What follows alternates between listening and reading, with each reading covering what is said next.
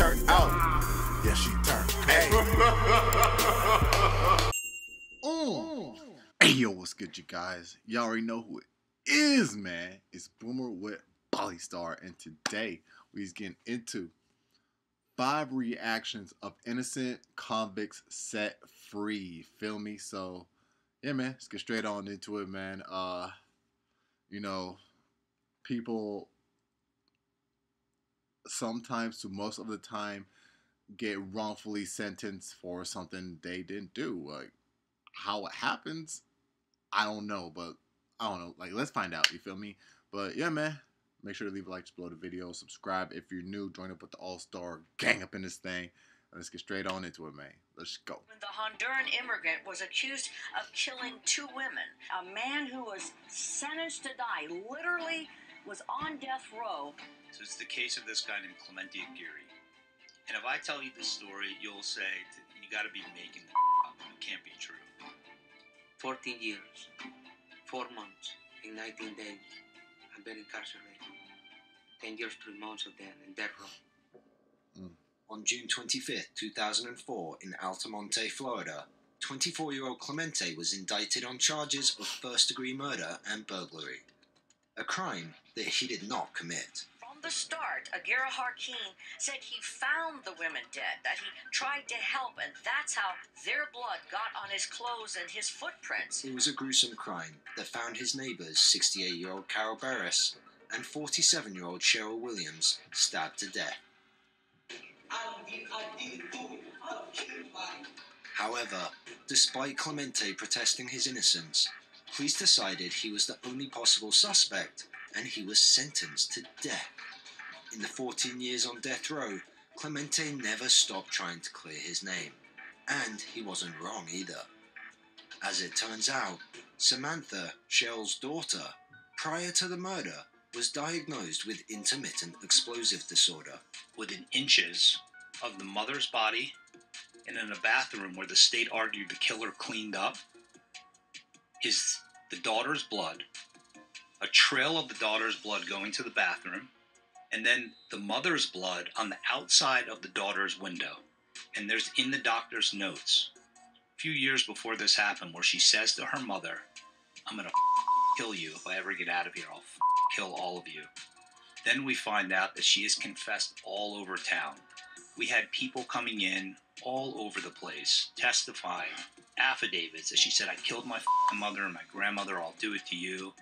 With such irrefutable evidence implicating Cheryl's daughter, the day finally arrived for Clemente. I do know that nobody believed me back then. No one. Besides my mother, nobody believed me. And I thank you for it. From the bottom of my heart. He holds back tears. That's crazy. You had to take the daughter to go there and confess. Or I don't know if she was apprehended or so, but I'm just guessing, man. She had to go there to confess in order for him to become free, bro.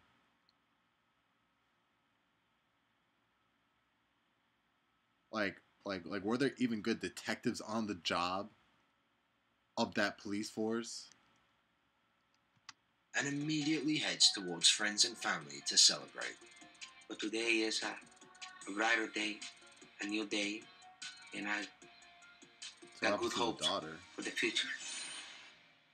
This is Devontae Sanford, who in 2007 was sentenced to 37 to 90 years in prison.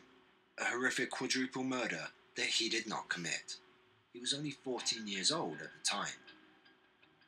Devontae was walking outside his home in his pajamas when he was arrested just 3 blocks away from a vicious crime scene involving 4 people and an AK-47 assault rifle.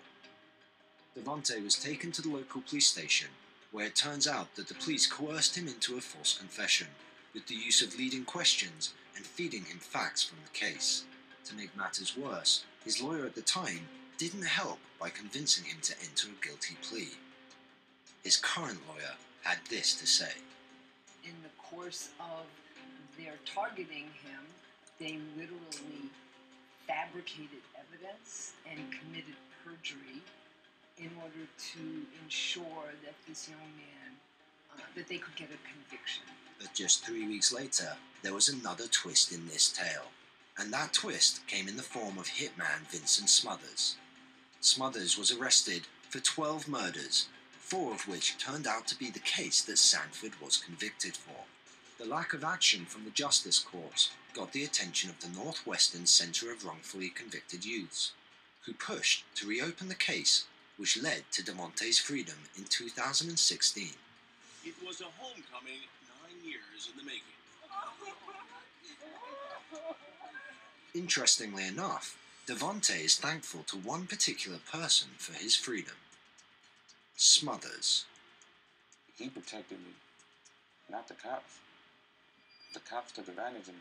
It's because of this man. You know, I'm able to walk and breathe and just, you know, be at peace. As it turns out, all that time spent wrongfully incarcerated may have taken its toll on Sanford, who found it hard acclimatizing back into regular society. New and serious trouble for Devontae Sanford. The 25-year-old was convicted of murder here in Detroit and exonerated and released from prison. He was arrested for assault in 2018, and this time there was no hitman to take the heat. In Oh, we 1991, got that Shawshank Redemption. Queens, New York, 19-year-old Gregory Counts and 21-year-old Van Dyke Perry were sentenced to life in prison Got that for a Shawshank crime they Redemption did type not of commit. mentality. The victim That was old held dude. at knife point out front of her Queens home, thrown into a car, and driven to Central Park, where she was then raped multiple times. She claimed that the men responsible were Counts, Perry, and a third unknown man. In 2017, after having already served 11 years, the Innocence Project reinvestigated the Counts and Perry case using DNA that was retested. DNA cleared both Counts and Perry from the semen found on the victim. It led to a man who was deceased. Weird, right? So why would the victim make up such a heinous story and send 2 innocent men to jail? The answer will get your blood boiling. The complainant now admits that her boyfriend forced her to lie and falsely claim these men sexually assaulted her. Her boyfriend was trying to avoid having to pay a debt to these 2 men. All that for a boyfriend avoiding debt, the things we do for money. Let's have a look as both Counts and Perry sit in court, hearing the sweet sound of freedom echoing throughout. They do their best to hold back their emotions. Although they are free and reintegrating back into society now, it's clear that this horrible, unjust story will haunt both these men for the rest of their lives. It's never going to be over. The reason why, because it tormented my life and it's my past. 1993, New Jersey. 22-year-old Tito Marino was murdered in his video store. Another gruesome death by stabbing. Eric Kelly and Ralph Lee were both convicted of a crime they had no connection to. The whole story was put together by police using coercion and a sketchy eyewitness. They then used those statements against Lee, and that's how they nailed their conviction. It wasn't until once again the Innocence Project got She looks involved like in that their one case girl off of that Eric and Seinfeld. Ralph felt a bit of hope. And the state has just dug in their heels ever since. They refused to investigate this other person, refused to talk to him, didn't look into his history, and instead are just, blindly clinging to this conviction at all costs. Lee was released after 11 years. However, it wasn't until 2018, after having spent 24 years in prison, that Kelly was finally given back his freedom, after new DNA evidence was presented to the judge in court. Therefore, by this foregoing reason, most of the trial is not free of the government.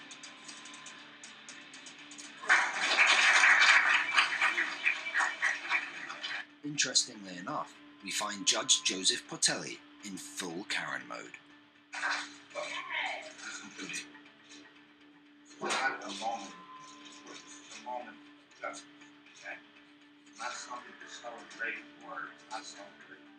We're not sure about you, but freedom after He's 24 like, years "Aye." of wrongful incarceration Yeah, aye. seems like a pretty good reason to celebrate. Right. What the heck you talking about? Kelly and Lee didn't let this dampen their moods. Both were hungry, high in spirits, and thankful for everyone that had played a part in their release. mainly I want to eat. I'm a little hungry. Be with my legal team. I want to thank them. I want to thank my family. First and foremost. It's been a long time. I just don't know. I'm just out of words right now. I'm just feeling good right now. That's all. What would you want someone who didn't know anything about your case to know? I'm an innocent man. I'm an innocent man.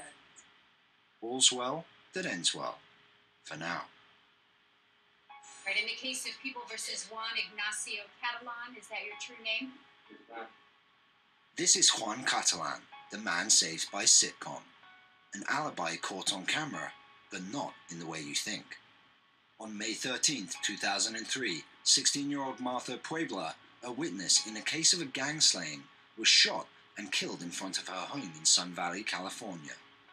It wasn't until 3 months later that the FBI arrested 24-year-old Juan Catalan during a raid in front of his family's machine shop. Juan was interrogated for hours. It seemed like they already had a huge amount of evidence against him. A witness sketch that looks like you. A witness that was supposed to take the stand against your brother gets murdered in cold blood. It doesn't look good. But Juan consistently pleads his innocence, telling officers that they're trying to pin this crime on the wrong person. You guys are gonna take away my life for this bullshit. You killed somebody. Wait a minute. Those are very strong words right there. I did not kill nobody. I would never kill nobody. I never do anything to hurt anybody. Convince us otherwise. As things get sticky, Juan remembered that he was at a Dodgers game with his daughter on that day. But a stadium full of tens of thousands of people, what are the chances that someone captured him there? And even more so, the chances that you'd be able to retrieve said footage. Well, this is where this case becomes wild. Juan remembered he was on TV, but not the Dodgers cam. It just so happened that Larry David, the creator of Seinfeld and star of the HBO show Curb Your Enthusiasm, was shooting an episode in the exact same aisle as Catalan and his daughter. The episode was that I picked up a hooker in the carpool lane and took her to Dodger Stadium. What are the chances? Juan's lawyer contacted HBO, got chick, access to the footage of that episode, and ran the tapes. Sister mom. Hours of research brought no results, and he was running out of tape and felt like he wasn't going to get what he needed. And then, there it was, the once-in-a-lifetime chance of an alibi caught on tape. And I pointed at the screen, and I said, that's him, roll that back. This footage, combined with a phone call made to his girlfriend at the exact time he was leaving the stadium, led to his case being heck they find out Larry David was shooting there, though? Thrown out. Probably showed on the cam or something, I don't know. Dodger cam or something, I don't know.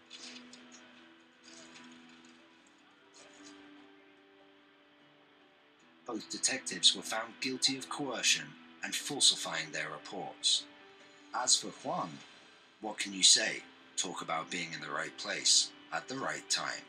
From getting the tickets on the day of to being caught on camera, what are the chances that out of 58,000 seats, they're filming on my aisle? I look at it like I did win the lottery because I got a new opportunity at life, with my family. I was so happy and grateful for that. All right, you guys. So that was 5 reactions of innocent convicts set free, man. Again, these are just the lucky few. The lucky few, man. There's still a lot in there, man.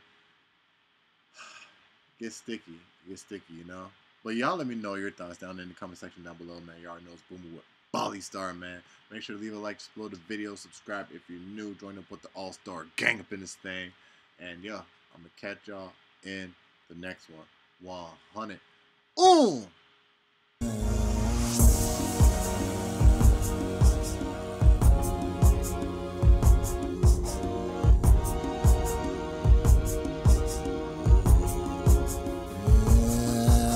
May never know the true meaning of unity.